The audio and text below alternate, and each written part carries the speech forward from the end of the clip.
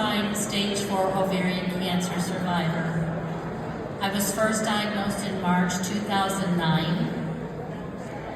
and I had a recurrence in May of 2018. After people react to that news in a variety of ways, mostly disbelief, I say that I'm still here by the grace of God, an amazing team of doctors, and a support system of friends and family. I walked into the emergency room at Community Hospital 15 years ago with no idea what was going on other than I was extremely ill. I had many of the classic symptoms of ovarian cancer, but no clue this was even a possibility. My sister had breast cancer in the same breast twice by then, and I always thought if I would get cancer, it would be breast cancer. I was one lucky woman to have Dr. Adab assigned to me in the emergency room. He put together an amazing team that worked endlessly to help me. Doctors Shabib, Jano, and Zabane, along with a cast of thousands at Community Hospital, are the reason that I can stand here today and tell you my story. I will never forget the day they told me and my son Rob the diagnosis as we sat on the edge of my bed in the hospital with the 4 doctors in front of us. They told us it was pretty advanced. They would do what they could for me, but I should get my affairs in order. I looked over at Rob. We lost my husband, his dad, 3 years earlier. I could not, would not do this to him. I was not going out this way. He had just turned 18 earlier that month. Right then, 3 goals popped into my head. I wanted to see my only child smile again. That smile that comes from the heart and reflects in the eyes. I wanted to hold a grandchild, and I wanted to dance at his wedding. Despite the shock of the news, I was determined to fight this beast and defy the odds. After Dr. Shabib and Zabane performed debulking surgery, I became very sick, very fast, and my body began to shut down. Dr. Shabib performed emergency surgery to find my colon had ruptured and I was septic. After that surgery, I was in ICU for 3 days, in a coma. I had a colostomy and a long, rough road ahead of me. After 5 weeks in the hospital, I was released to recover at home for a while before chemo treatments would begin. 3 weeks later, I was back in the hospital with fluid around my lungs. It was drained, and I had my first chemo in the hospital less than a week before my 51st birthday. Moving forward, at the urging of Dr. Shabib, my sister, Marianne, and I were tested for the BRCA mutation. We were both BRCA2 positive and took an active role in trying to stop the spread of the disease. I decided after some time to have a prophylactic bilateral mastectomy. She had her ovaries and her remaining breast removed to find there was cancer in that breast too. Thankfully, no treatment was necessary, and our oldest sister, Corinne, tested negative for the mutation. In March 2019, I became very ill again, and I was admitted to Community Hospital 3 times in 2 months. Nothing could be found in the many tests that were performed.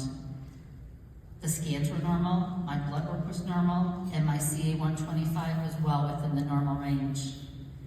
During my 3rd admission, Dr. Jano consulted with Dr. Maroney from the University of Chicago, and a tumor was found on my intestine that had been difficult to detect.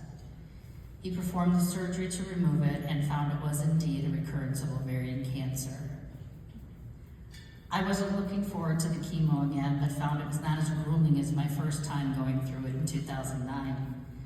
So many advances had been made, not only with the treatments, but with the preventing and treating of the side effects. I felt I breezed through it compared to the first time, and when it was all that I could do to get out of bed every morning.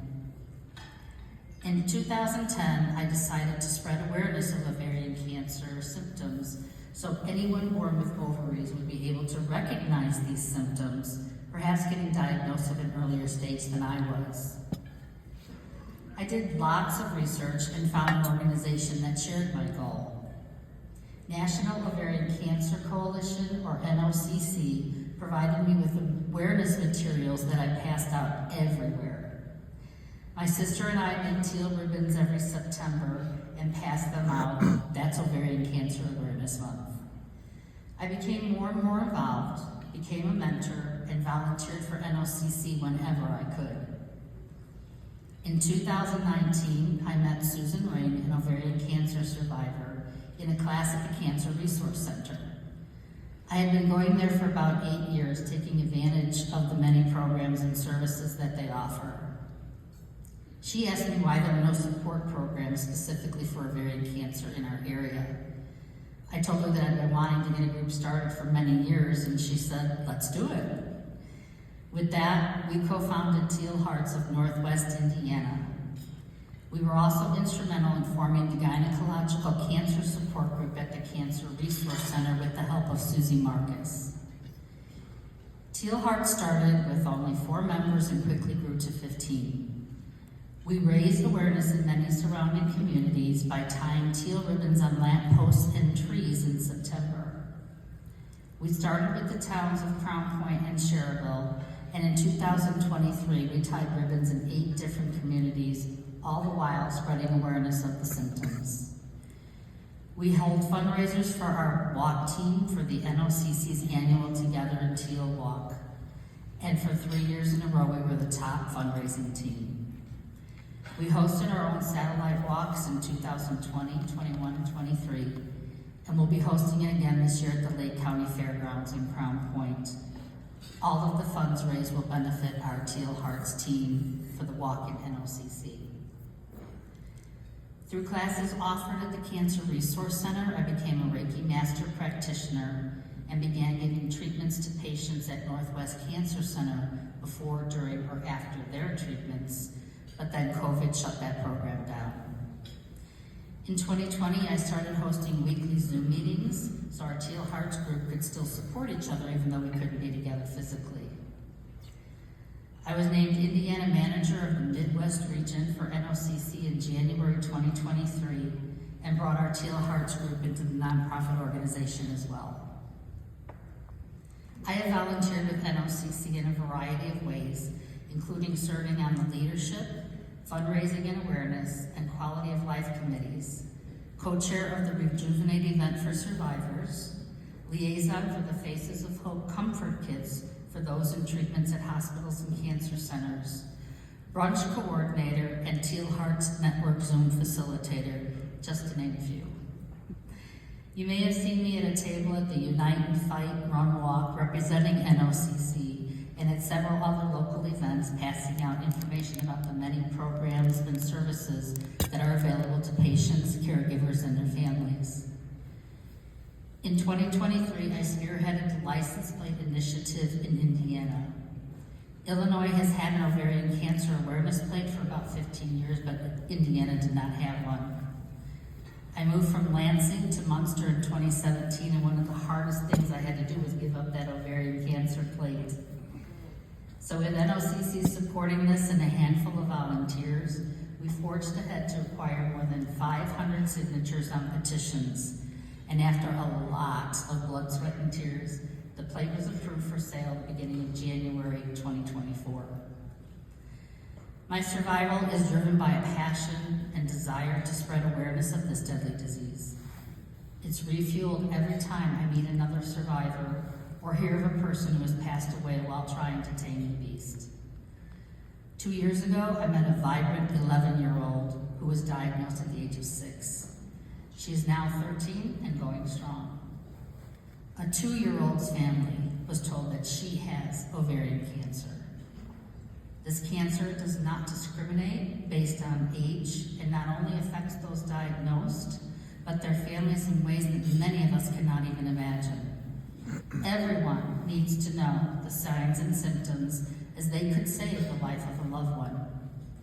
As you may know, there is currently no test to screen or detect ovarian cancer. Symptoms are the key. As awful as this disease is, I have to say that I have benefited from being diagnosed.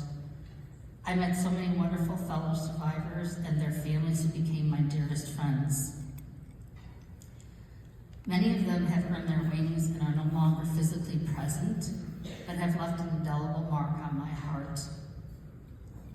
I have so many wonderful medical professionals in the community healthcare system looking out for me, who make me feel like I'm their only patient, devoting so much time to me and my needs.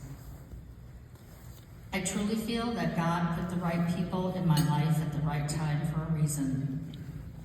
To spread awareness of ovarian cancer, to help others navigate their way through the diagnosis, and to keep fighting not only for my own life, but the many others who heard those words I did for the first time in 2009.